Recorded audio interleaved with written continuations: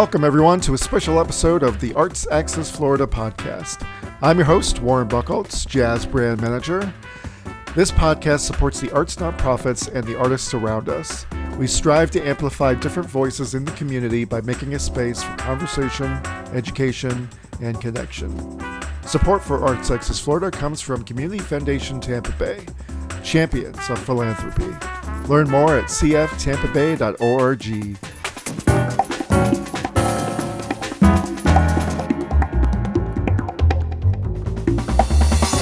Today we're speaking with three of the co-founders of the Uptown Music Festival, currently Tampa's only jazz festival, happening Memorial Day weekend, May 25th and 26th. I sat down with them in the WUSF studio and first asked them to introduce themselves. My name is Mark Perry. I'm one of the principals of the UEG Productions that produces the Uptown Music and Arts Festival. Very cool. My name is Carl Harness. I'm the second principal that is one of the producers of the UEG Productions Incorporated Music and Arts Festival. And I'm Melody Harness. I also am a principal with UEG Productions, Inc. We are a 501c3 corporation, and we produce the Uptown Music and Arts Festival. Can one of you tell me a little bit more about UEG Productions and what you all do other than the festival? Yes. Back in 2019, the University Area Community Development Corporation was looking for another revenue generator. It was suggested by my partner, Carl Harness, that they consider putting together a music festival, specifically jazz. They agreed to that particular idea, and then in 2019, the first Uptown Music Festival was produced. Unfortunately, in 2020, COVID made it impossible for that to happen. In 2021, the same situation had occurred. So it came back in 2022. We were able to produce that event very successfully, in fact. Coming in 2023, due to a lot of different circumstances, the university area weren't going to be able to produce that event, largely because it was out of their wheelhouse to do it, and there were other tasks on them that they weren't able to do. So we were informed that it wasn't going to happen. Knowing that if it did not happen again, that it would probably go away permanently, we decided that we would make a pitch to take over the event and produce it. There were several different challenges, the biggest being that we only had 3.5 months to actually produce it and get it done. But in some miracle of the cosmos, we were able to get that done. And it was also very well attended, as well as it was attended by Visit Tampa Bay, who were very impressed with the job that we did and were interested in turning this into a destination event. And that is how we came to what is now the 2024 Uptown Music and Arts Festival. We have moved from a one-day event in the university area to a 2-day event in downtown Tampa at Curtis Hickson Park. We look forward to having not only a successful event, but the ability to produce top-quality entertainment ventures for the purposes of serving our underserved communities in and around Tampa Bay.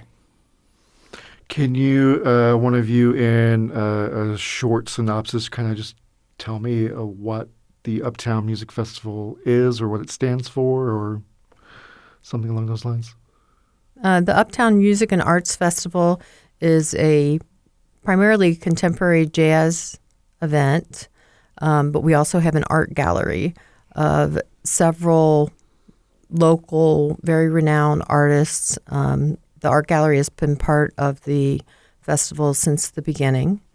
The focus of the musical talent is to get a wide range of contemporary jazz, and this year we have a soul singer, Alex Harris, but get a nice diverse mix both in age, geographical area, to attract a very wide audience Tampa doesn't really have a jazz festival anymore, and so there's a need. I was going to ask why jazz specifically. So that was probably part of it. Was there any other reasons why you chose to focus on jazz? Well, I believe there's been a very significant demand for it. There's certainly a market. We don't control what media and radio stations choose to do. Largely, they're motivated by advertising dollars and what have you. However, jazz is definitely experiencing quite a resurgence, and it's starting to feed the demands that exist right here in the Tampa Bay area. And we plan to be the tip of that spear to provide that quality of entertainment for this particular area because the demand is absolutely there. And proof of that is if you look around the country and around the globe, you will see how well jazz is received and how well it's attended and supported. Very cool. Very cool. You briefly touched on this festival helping to serve underprivileged communities in Tampa Bay. Can you talk a bit more about how this festival helps that? Revenues generated go to support the programs that support these communities in the areas of education, affordable housing, job training.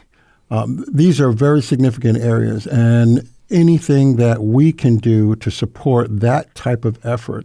And by the way, I have to say the University Area Community Development Corporation is doing a tremendous job in the university area to try and transform what used to be Suitcase City into a viable community. And all they need is the proper attention and funding, and we would like to be part of that funding source, not just for them, but also education is a very important part of it. Blake High School now is one of our beneficiaries, and they have quite a magnet music program, and we would like to be able to assist in that area because of the incredible talent that they've already put out. Talents like B.K. Jackson and Eric Darius, who's our headliner for Sunday. These are all talents that came right out of Tampa Bay and right out of Blake High School, and our intention is to be able to support those programs. Can you talk to me about some of the acts that are happening this year? Sure. Well, as Melody had said, we pride ourselves on the diversity and the inclusionary factor of our festival. We're very excited. We have a mixture of young and old, couple of traditional mainstay folks in the contemporary jazz world, and we have some names that folks probably haven't heard of. But we're going to start off Saturday with a local trumpeter, Rob Zinn, and he's going to be paired with a saxophonist from up east, Andrew New. Andrew, very popular in the contemporary jazz world. Rob, likewise. All of these folks have played internationally and nationally. So, when we talk about festivals, we're not just talking about garage band types of acts. We're talking about folks that you hear on watercolors right now and that sort of thing. Second, Kayla Waters, keyboardist, daughter of Kim Waters, who, Kim is one of the, iconic saxophonists in the genre. She will follow up. The third act's going to be very interesting. Dr. Jose Valentino Ruiz. You probably have heard from him. He has connections here at USF. He, I think, runs the business music program up at UF. As you may well know, Jose has won 4 Latin Grammy Awards. He has an Emmy Award. He has numerous global music awards and too many other global, literally international recognitions that you could probably fit in a phone book. We're pairing him with another 2-time Grammy Award winner out of Charleston, South Carolina, Charlton Singleton, who's a trumpeter, and his awards were won with a group that he's a primary with called Ranky Tanky. I don't know if you've heard of them, but they've won 2 years in a row, and we've had them together for other shows in other areas before, and the two of them together, it's going to be pretty dynamic. Jose's bringing in his own band, which has individual Grammy Award winners within his band. That's going to be a crazy set. And then following them, we're really, really excited about it's a Mexican group out of L.A., DW3. This will be their very first time visiting Central Florida. They've only come as close to, being up at the Seabreeze Jazz Festival in Panama City. But this will be the first time in Central Florida. And let me tell you, if you've never seen them, these three guys are really dynamic. They have their own hits. They do instrumentals, but they can also bring the party. They'll do anything from Michael Jackson to Luther Vandross to Average White Band, but they do it in their own flavor. So from Jose and Charlton to DW3, I think the crowd's going to be exhausted because they're going to be on their feet. It's not a sitting type of thing. Sunday, similar type of deal. Sunday, our first act is Paula Atherton, saxophonist out of New Jersey. Again, you hear a lot on Watercolors. She's out and about at all the major festivals. Following her is Adam Hawley, a very popular guitarist out of L.A. Adam's been to the area before. He's very popular with the smooth jazz crowd or the contemporary jazz crowd. Then we have our own local hero, Alex Harris. Now, we threw a little bit of R&B in there. Alex recently signed with Sony Records. He has a huge following, and for those folks, it's amazing how many folks here locally haven't seen him perform. So for those folks seeing Alex for the first time, they're in for a treat. And then as Mark had said, we're ending it up. We have our hometown hero coming back home, and this was done on purpose, having Eric Darius be our closing headliner. So we have a pretty good mixture of artists. It's not the same old lineup you see in other festivals with the same old names, and I think it's going to be a very satisfying weekend for the folks coming to participate in the event. We're also going to have another group of young performers, the Young Lions, that's sponsored through Clearwater Jazz Holiday, and they're connected with Ruth Ecker Hall. Very talented group of young musicians. We'll have them performing both days, and they will be providing music pre-festival before the main stage starts, and they will be providing entertainment for us between the set changes. So I can't forget those young folks because they're going to really light it up too. There's a lot of talent there. Yeah. If we can go around the room very quickly, what is one thing you hope audiences take away from this festival when they attend it? What either an emotion or some type of theme or cause, or what's the one thing you hope folks take away from the festival?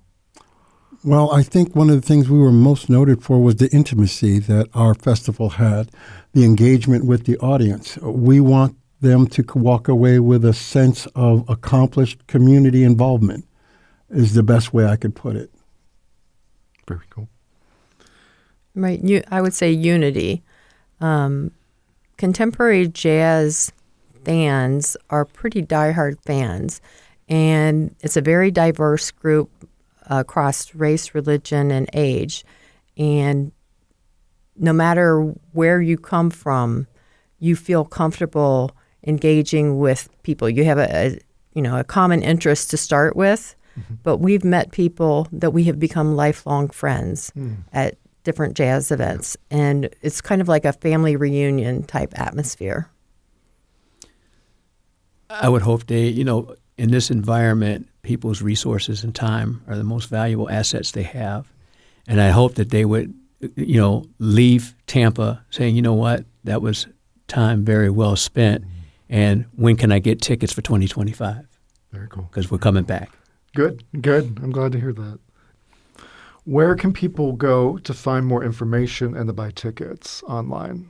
Our website is uptownmusicfestival.com. All the information is there about the festival.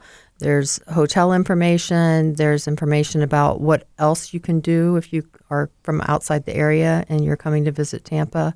So it's a pretty robust website. And we also have an area in there where if you're interested and of a mind and heart to do so, volunteer. We always welcome volunteers that would be able to serve, the type of people that are going to come out to this kind of festival. And I'm making a solicitation as we speak. So if you want to volunteer, come on out.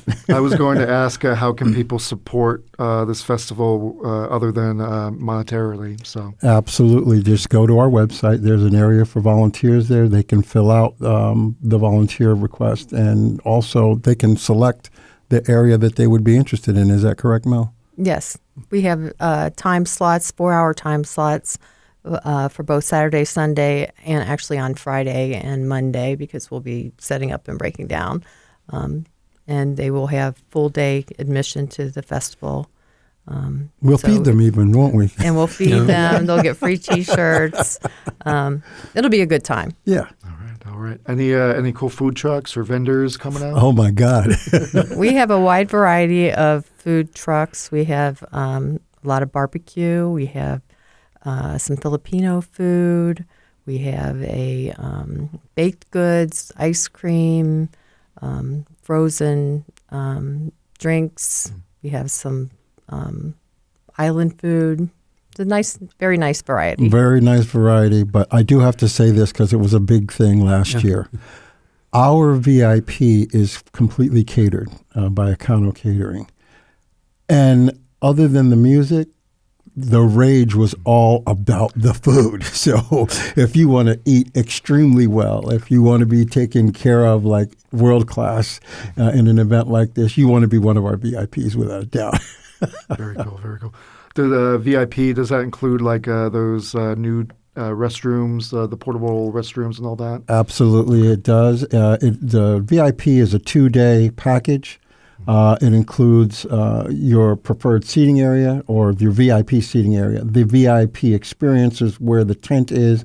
There'll be a bar in there that will be catering to them. The catering is just, again, it was unbelievable. There are no words to describe how well that whole thing went over. So you're going to be, pampered, very lovely at the Uptown Music and Arts Festival. Right. What makes the catering so special is the fact that unlike other caterers where they prepare the food off-site and they bring it in and heat it up, these guys cook it on-site.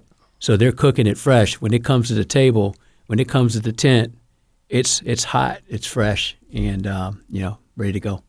Awesome. Before we wrap up, can we go around the room really quickly and say what is the one thing that's excited you the most about this festival?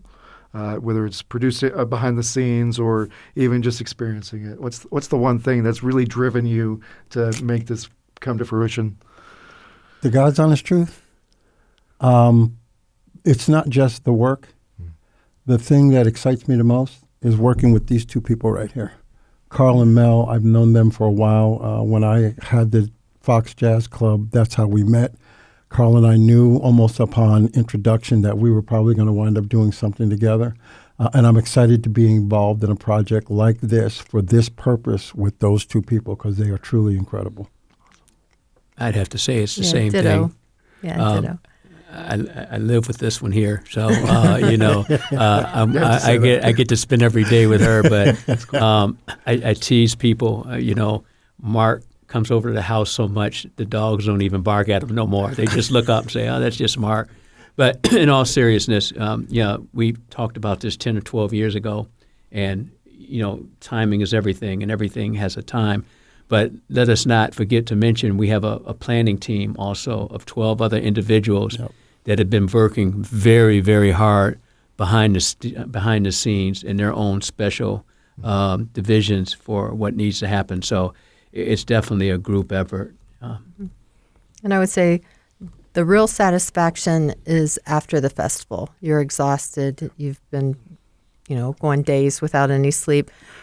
But the response that we got, the feedback that we got from people that attended, some of our sponsors, was just very, very encouraging, thankful. They expressed that they had not experienced this kind of an intimate event before. When they consider a music festival, they didn't know what to expect, especially if they weren't, familiar with contemporary jazz. But there's a lot of satisfaction in making the experience top-notch for everyone that attends. And may I just quickly add, in addition to the people attending the festival and the sponsors, et cetera, the artists themselves, the feedback we've gotten from them and the way they are treated when they come here, they like, my goodness, we don't even get treated this good at some of the major festivals that we go through. I mean, some of the big boys where we go through, throughout the country, and say, you guys are on point here, and we love it, and we would love to come back. So, that's good feedback to have. Actually, we're going to have artists as guests. We have artists that have either been here or who want to come here, who are just going to come to hang out. That's cool. We didn't really touch on the art part of this entire festival. What does the art portion entail? Can you talk a little bit more about how artists are involved with the festival? We have a pavilion, an artist pavilion. It's a 40 by 60 artist pavilion tent. That's going to be directed by Junior Polo, who has been there since the very beginning. These are incredible, talented artists from around the area.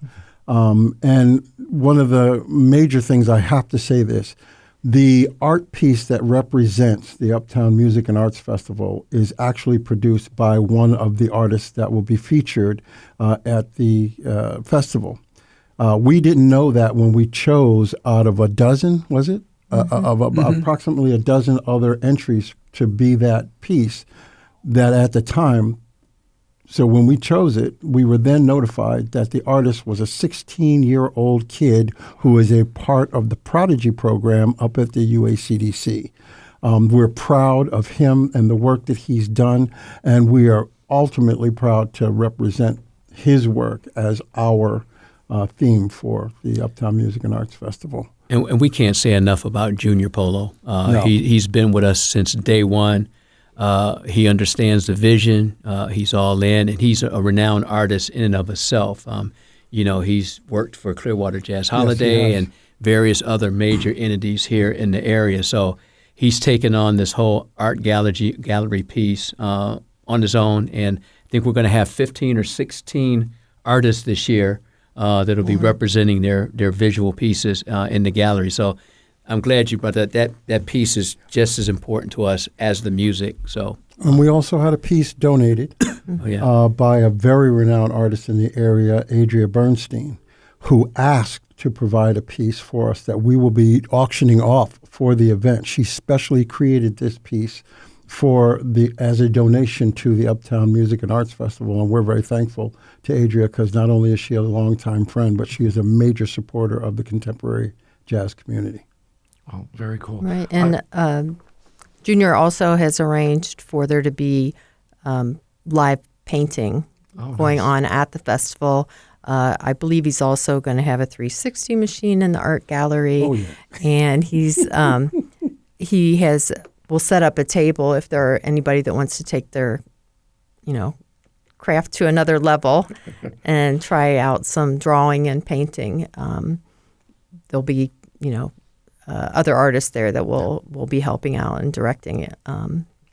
So that's another really unique aspect of our event. Thank you so much for coming in today. Tampa Bay does not have a jazz festival, so we do now. You do now, and just the time, the effort, the energy, all the logistics, the resources that go into this thing, it's a labor of love, and absolutely you can see it. So thank you so much for doing this. Thanks for having us. Thanks for having us. Thank you for having us. We appreciate it. Thanks for joining us. I'm Warren Buchholz, brand manager for Jazz on Arts Axis Florida.